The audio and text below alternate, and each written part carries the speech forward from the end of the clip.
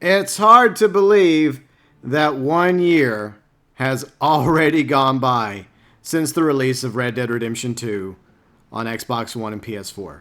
Warning you in advance, spoilers for Red Dead Redemption 2. So if you haven't beaten or know the ending of Red Dead Redemption 2, we will be talking about it and other things as well. So I just want to get that out of the way. Major spoilers. Game's been out officially a year, and I want to share my thoughts about it over the past year and the impact it's had on gamers and as a form of storytelling, characters, plots, everything in between that has made Red Dead Redemption 2 such a fantastic game. So spoilers, you have been officially warned. Don't say I didn't warn you.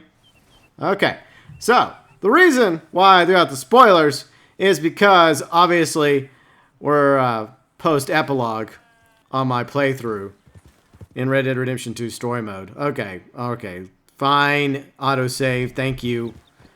So yeah. So as most of you already know, once you get to the epilogue, you get to play as John Marston. But the primary protagonist of Red Dead Redemption 2 was Arthur Morgan, a protagonist that a lot of people consider to be one of the best protagonists, not only in Rockstar games, but also in other worlds. Cougar, what are you doing? Why are you doing this, Cougar? I'm trying to... Bad kitty. Very bad kitty. So, Arthur Morgan is considered one of the best protagonists in video games, period. He's up there. Even though I also consider John Marston to be one of my faves. So, which team are you on? Let me know. Hashtag John Marston. Hashtag Arthur. Which team? Does it matter? Can we be on both teams? Of course you can be on both teams. You don't really have to pick. If you love both characters, that's perfectly fine. I love both characters as well. So, this game, Red Dead Redemption 2, was basically 8 years in the making by the entire company, all the developing studios of Rockstar Games.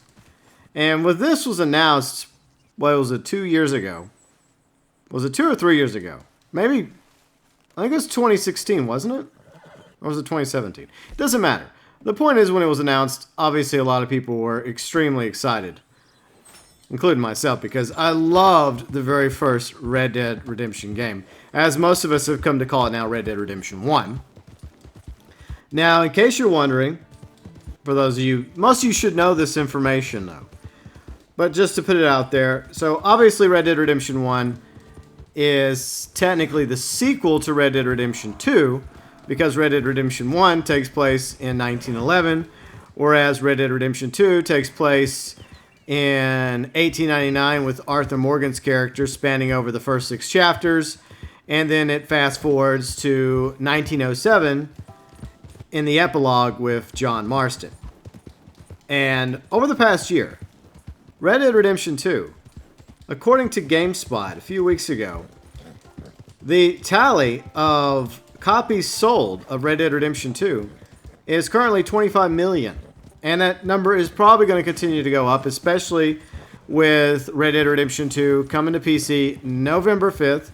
I know a lot of the PC gamers out there are very, very excited about Red Dead Redemption 2 coming to PC, and myself included. And hopefully, similar to Grand Theft Auto 5 on PC, you have Rockstar working hard to make sure that the PC port for Red Dead Redemption 2 will run as smoothly as possible. We did a thoughts video about that about a week or so ago.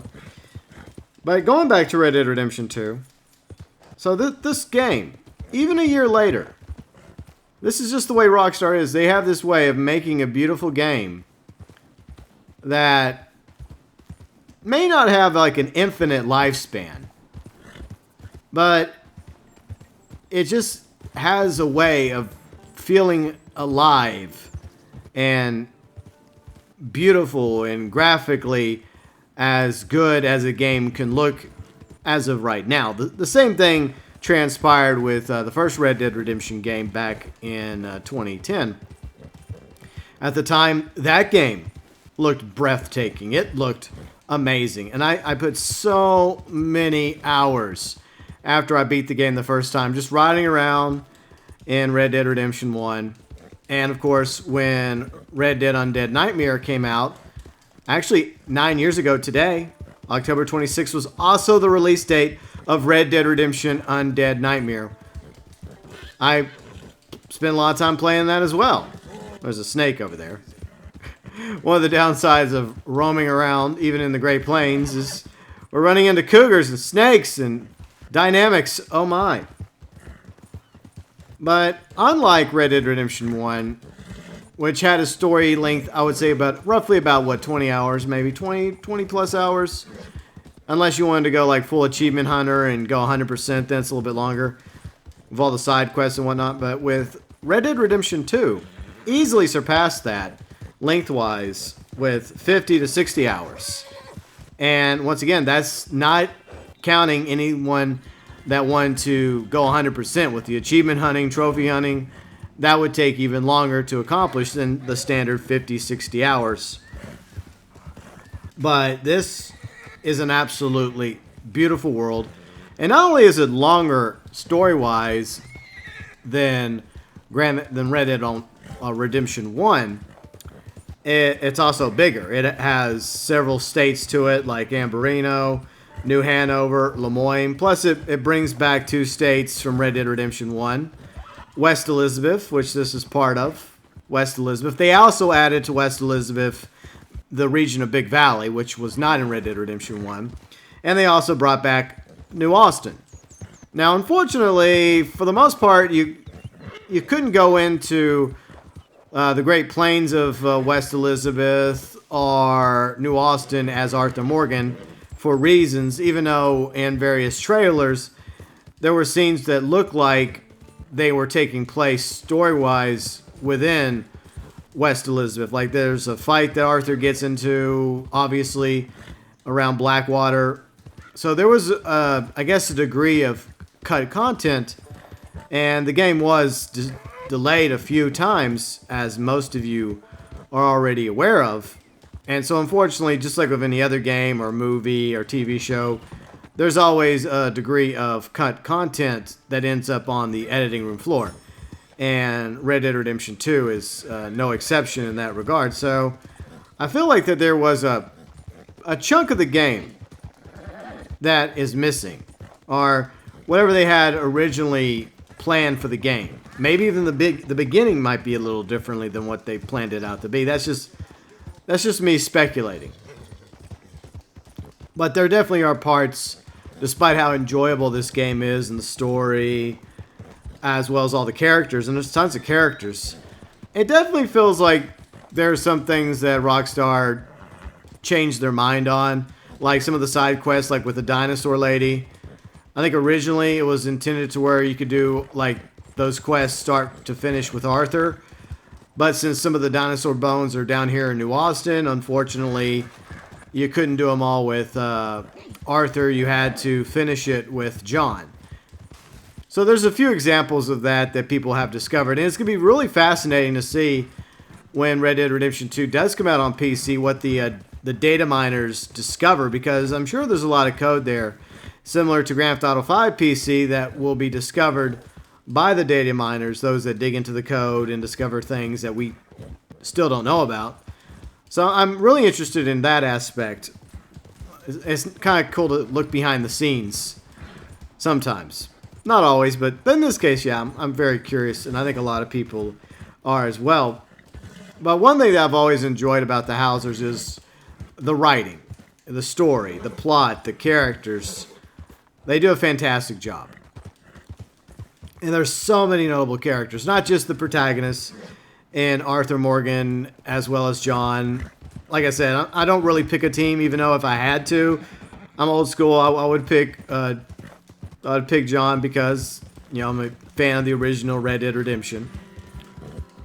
But along with Arthur and John, there are other characters of notable memory to mention, and I'll probably leave a few off. So if there's any characters that you liked that I don't mention, or that I do mention, that you develop some sort of liking towards or bond or just a character that stuck with you throughout the events of Red Dead Redemption 2. It can be a primary character, it could be a secondary character or a side character. Like, there's plenty of side quest characters that you could come across, but most part I'll stick with the gang, right? The Vanderlyn gang. Like Dutch, Charles, Sadie, Hosea, along with Abigail, Uncle, Lenny! Of course, Mary Beth, Tilly, Javier, Bill Williamson, of course you know them. Along with Dutch, you know, they made their first official appearance in Red Dead Redemption 1. And then Miss Grimshaw, Karen, Sean, Molly, along with Reverend Swanson Peterson, Micah Bale. Yeah, a lot of people love Micah. No, not really? Okay. With a few exceptions out there. Let's see, but some of the other characters that we encountered that I would say I liked them for different reasons. Like, I would say my favorite character that you come across that wasn't part of the gang was Rainsfall. And one of my favorite missions in story mode was you going up the trail, Arthur and Rainsfall. And Arthur had already, I think he had already gotten back from Guarma. And he was obviously sick. And so Rainsfall was picking some herbs for him. They were going to help alleviate the pain a little bit. It wasn't going to cure Arthur, but it was going to help Arthur a little bit. But they just have this lovely conversation going up the mountain, and there's a moment where you have the opportunity to reveal a little bit more about Arthur. The fact that he did have a son at one time, and he did have a woman.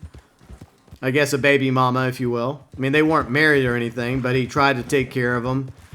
But apparently, you know, they both died. I think it was robbers or something like that.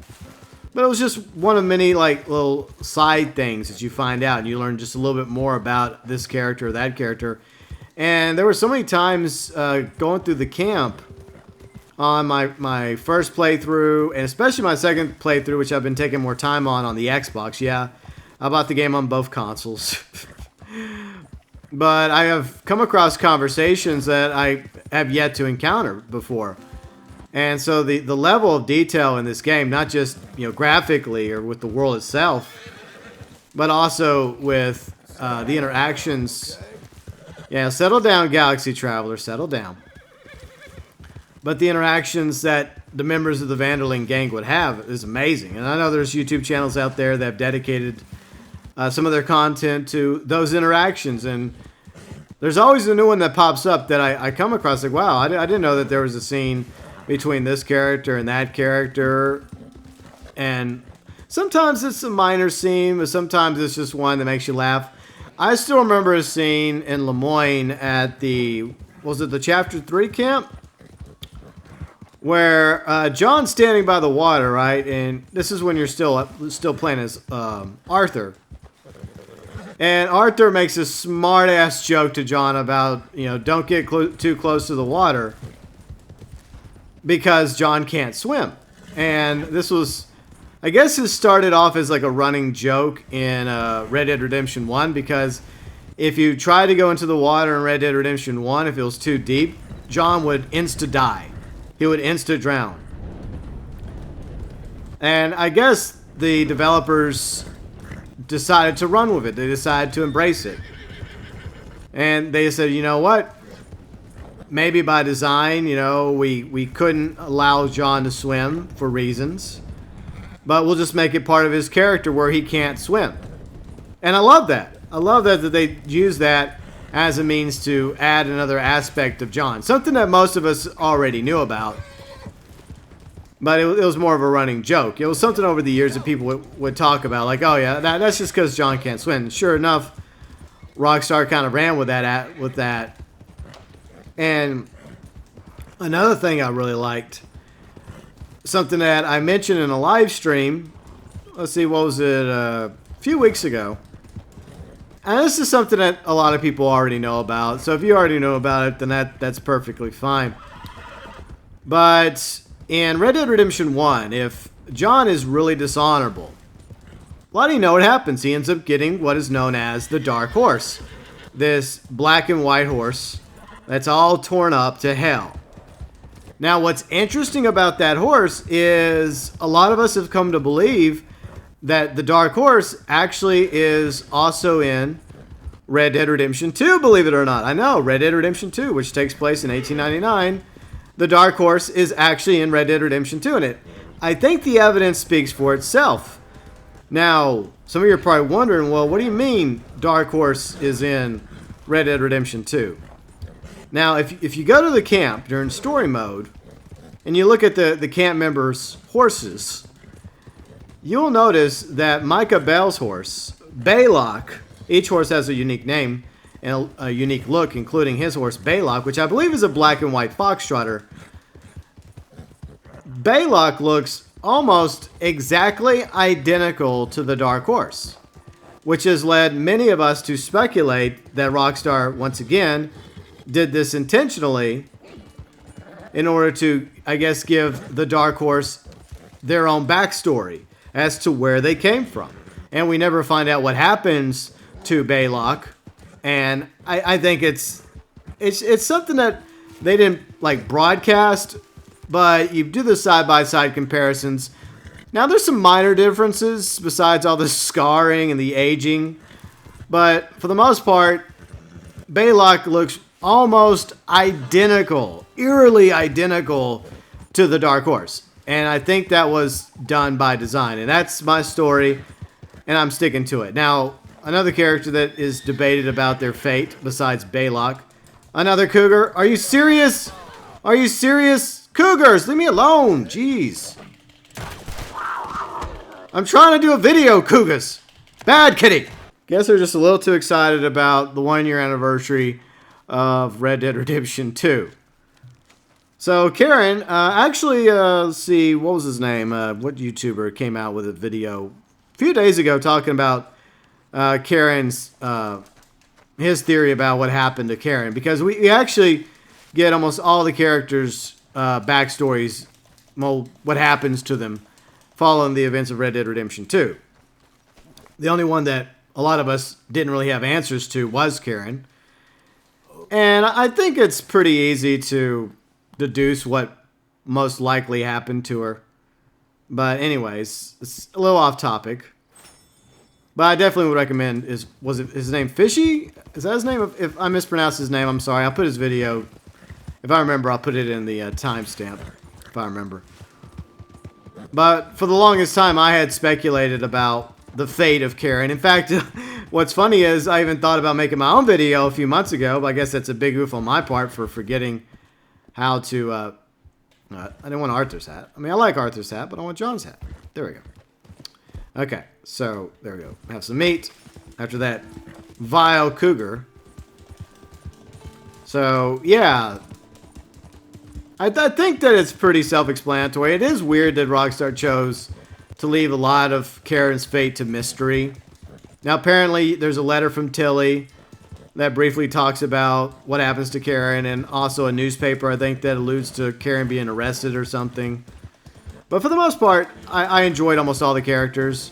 And the ones I didn't like, I think that was obviously done by design. Like, you're not supposed to like Micah Bell. And it's nothing against the actor. I think the actors and the actresses all did fantastic jobs. And it's unfortunate that the actor that played Micah Bell got a lot of hate early on, when some people just don't seem to understand that these are just voice actors and actresses hired to do a role, and they do the best they can. And I think they all did a great job. But the voice actor who voices Micah Bell is not Micah Bell. So he doesn't deserve the hate that came his way via the social media. And that's another reason why I'm kind of tired of social media, because of all that nonsense. But at the end of the day, you know, it took a huge team to make Red Dead Redemption 2 the success it is. The voice actors, the voice actresses, those involved with the artwork, the graphics department, the developers, the writers, the music. Absolutely, the music behind Red Dead Redemption 2 is amazing. It's fantastic. Just like the music behind Red Dead Redemption 1. I think it's the same composer. And yeah, so it really was, I believe, a work of love over the past 8 years that it took to make Red Dead Redemption 2, and a a work of art in a lot of ways. And this is one of my favorite games. And that's saying a lot, because I have a nice long list of games that I have loved playing over the years. And that puts it up against Red Dead Redemption 1. And I sincerely believe that this game is a worthy sequel to Red Dead Redemption 1. Or prequel. Yes, prequel. Yeah, prequel. That's what I was trying to say. It's confusing, isn't it? Yeah. It's very confusing. All these dynamics when I'm trying to talk. I swear. But anyways. Let me feed the horse. But yeah, the fact that Rockstar was able to take the success with Red Dead Redemption 1, as we now call it, a masterpiece of a game, and actually, I would never say surpass it.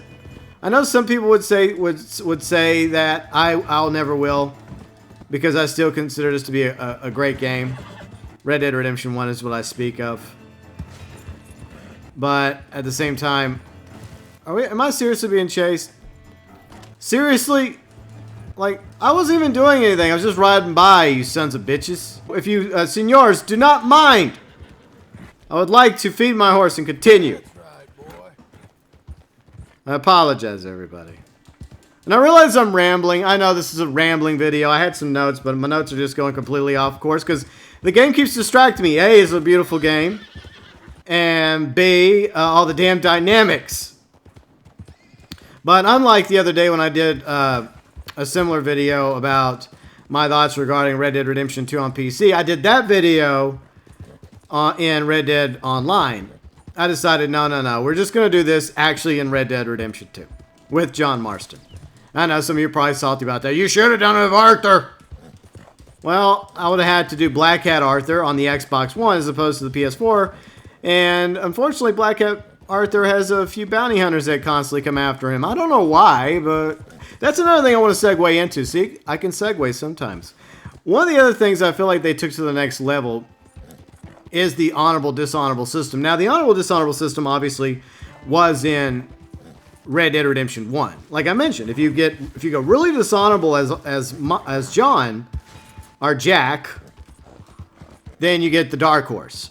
But I feel like they made the honorable dishonorable system in Red Dead Redemption 2 a lot more meaningful, because it can alter Arthur's character and the way that his story plays out. Unfortunately, unless there's mods that change this fate for poor Arthur, unfortunately, you know, Arthur, no matter how honorable or dishonorable he is, it doesn't change the fact that he will contract the TB and he will eventually die.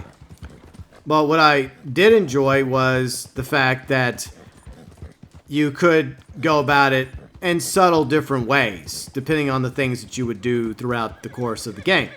If you were honorable, then you got, in my opinion, the better ending, which I would say is the canon ending, where you're, you know, in the final fight against Micah on top of the mountain, you're protecting John, allowing John to escape, and then the last moments of your life, you're trying to convince Dutch that Micah was a rat, and then in the end, I think it's just enough to where maybe Dutch at the moment doesn't turn on Micah, but it causes Dutch to not only abandon Arthur, but to also abandon Micah, where him and Micah go their separate ways at that moment.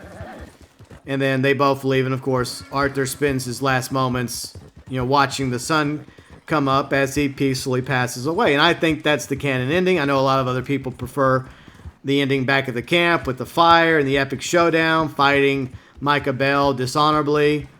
But I feel like Arthur, in the end, canonically is meant to die as a hero.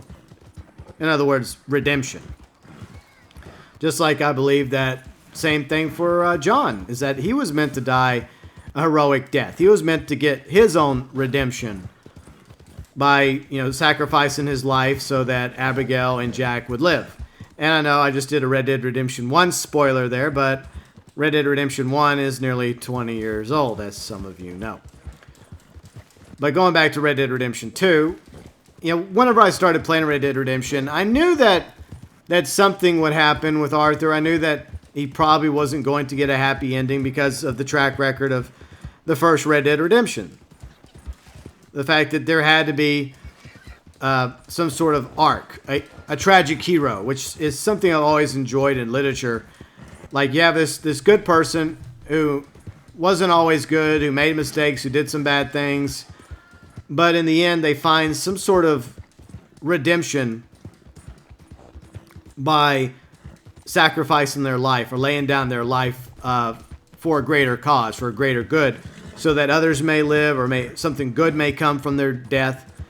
And that's something that I've always enjoyed in literature, is the story of the tragic hero. And that's the way I always saw John Marston, and that's the way I see Arthur Morgan. So, along with the fact that I love Westerns, like, Clint Eastwood movies. I love Clint Eastwood movies. Of course, Tombstone's great as well. Not a Clint Eastwood movie, by the way, but still a worthy Western. But along with my love for Westerns, I also love the tragic hero paradigm that is instilled in both these protagonists, John and Arthur, and the fact that they are brothers. They don't always get along, but by the end of the main story of Red Dead Redemption 2, you see the bond that these two have. The fact that they are brothers, maybe not by blood, but they are brothers. And the fact that Arthur gave his life to protect John and give John a future, and the fact that John and Charles and Sadie went out and avenged Micah, that was an epic mission. One of my favorite missions is that mission where you go up to Mount Hagen in the snow, and you have John's classic music playing, right? Dun dun dun dun dun, and you just have John just rocking up there, just wearing Arthur's hat, just kicking ass, taking names. Him, Sadie, and Dutch end up taking down Micah Bell. And like I said, we never find out what happens to Balak, but I guess we now know what happens to Balak. Balak becomes the dark horse. Balak deserved better. I mean, it was just a horse, right? It didn't ask to be owned by Micah Bell. But whether or not we ever see a story DLC, this is another video already made, so feel free to go check that out. My thoughts about no story DLCs for Red Dead Redemption 2. Obviously, I wish we would get a story DLC. At the very least, either an Undead Nightmare 2 themed story DLC. Because, like I said, today is the 9-year anniversary of Undead Nightmare, which I plan on streaming today, FYI. Well, today being October 26, 2019, FYI. Some of you may be watching this in the future. Hello, future, from the past.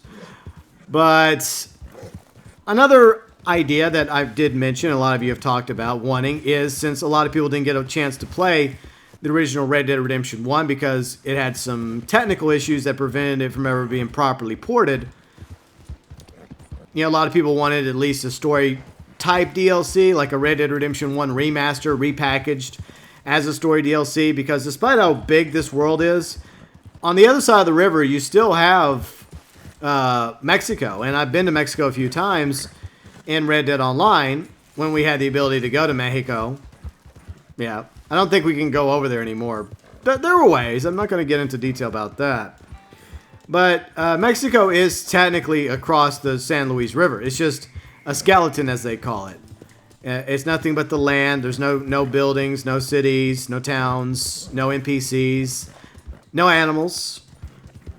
There are some giant palm trees over there. And there is a skeleton of El Presidio that you can see closer to Hennigan's Stead. But I think that Rockstar, whenever they put the skeleton of Mexico over there, I think that there has to be some intention, even though they officially said that they're not currently working on a story DLC for Red Dead Redemption 2, I have to believe that they wouldn't have gone to the trouble of putting the skeleton of Mexico over there if they weren't intending on giving us an expansion to both Red Dead Redemption 2 in, I guess, a remaster, repackage of Red Dead Redemption 1, as well as, say, a expansion for Red Dead Online. It just feels like a wasted opportunity. And I realize what some people would say because of how awesome draw distance is now. They had no choice but to go that deep into Mexico, or else it would have looked like crap. I get that point of view as well, because it's not like San Andreas, where it's a lot easier to make the map look bigger, to make, you know, Los Santos and San Fierro and Las Venturas look like they're further apart than they actually are. And that's one of the things I've noticed about the draw distance in newer games, especially like this game, where you could easily see across the map, like Saint Denis from the mountains and other places as well. So that's the thing. The draw distance has gotten so good that maybe Rockstar had no choice but to put a skeleton of Mexico over there. But I feel like that they have some purpose to it. At least I hope so. I'm not trying to repeat myself from my previous video regarding the story DLC, but damn it, I really want some more story DLC with Red Dead Redemption 2. Even though I realize their focus at the moment is Grand Theft Auto Online and Red Dead Online. The single player in me just wants more time in this game. And what better way to do it than like an Undead Nightmare? Go back to an alt story with the Van der Linde gang fighting aliens or some nonsense. Maybe werewolves or vampires. Or, I don't know, bring back the undead, even though I think the zombies have been overdone. But to Rockstar's credit, they've done a fantastic job with zombies, as mentioned with Undead Nightmare. And this is somebody who doesn't like zombies. I enjoyed Undead Nightmare, and that's why we're going to be streaming it later today for the 9-year anniversary. Today, as in, once again, October 26, 2019. I have to put the date there because some of you may be watching this a few weeks or a year later and like, hey, he's going to stream it later today. Now, that already happened. That's in the past, man. But you can always go back and watch it if you feel so inclined. So, yeah, I absolutely love this game. I was so excited to play it. I waited patiently. The game got delayed a few times. And every time it got delayed, it gutted me a little. But the patience was well worth it. And this is a big reason why I feel like more developers need to follow Rockstar's example when it comes to their games. Don't try to rush your game out if it's not ready. I think Ubisoft just announced that they delayed some of their games. Like, I think they delayed Watch Dogs Legion. There's another game that they're delaying as well because it's not ready. I think it's Beyond Good and Evil 2, I think. I could be wrong about that. But that game got delayed as well, and I think that's smart. Because if you don't delay your game, and it has issues, then people are always going to remember the game having a terrible launch with tons of bugs, game crashes. Unfortunately, every single game, including Red Dead Redemption 2, had some bugs at launch, but at the same time, it was still a beautiful game. It was still very playable with, I think, a few exceptions. I think a few people had issues with it at launch, but not many. The majority were still able to easily play the game, but there was, like I mentioned, a few bugs here or there that I noticed, and others as well. Like early on, there were moments when some of the camp members were not in the camp, and there were some items that would be floating in camp, and it happens. Bugs are just a thing nowadays, especially with the more advanced video games get graphically, and the more gigs required for a game. It's just an inevitability. But there are definitely games that could have used a lot more polish. Case in point, another game that I played when it launched and was excited to cover, Mafia 3, because I'm also a huge Mafia fan. Love Mafia, love Red Dead, love Grand Theft Auto. But Mafia 3, made by Hangar 13, also under Take-Two, they needed more time. You know, and I've mentioned this time and time again. Like, Take-Two just really wanted to get that game out, like, holiday season 2016, and it needed at least 3 to 6 more months of polish and debugging. Because once it came out, like day one, it had serious issues. And whatever issues Red Dead Redemption 2 might have had whenever it officially came out a year ago today, nothing compared to what Mafia 3 had. So it is a lesson for developers to learn that, I know that you got the publishers pushing you to get that game out because a lot of money goes into making games. And I'm sure a ton of money went into making Red Dead Redemption 2. A lot of time, money, energy, blood, sweat, tears from all the developers. And I know a lot of people at Rockstar worked long hours to make this game. And I appreciate everybody that was behind making Red Dead Redemption 2. And all games, not just Red Dead Redemption 2, but specifically since we're talking about Red Dead Redemption 2. Obviously, a lot of love, a lot of hours, a lot of months and years, blood, sweat, tears, time invested, and money by Rockstar and Take-Two into the creation of Red Dead Redemption 2, which is once again sold over 25 million copies. Well, shipped over 25 million copies thus far, with more most likely coming November 5th when Red Dead Redemption 2 comes to PC.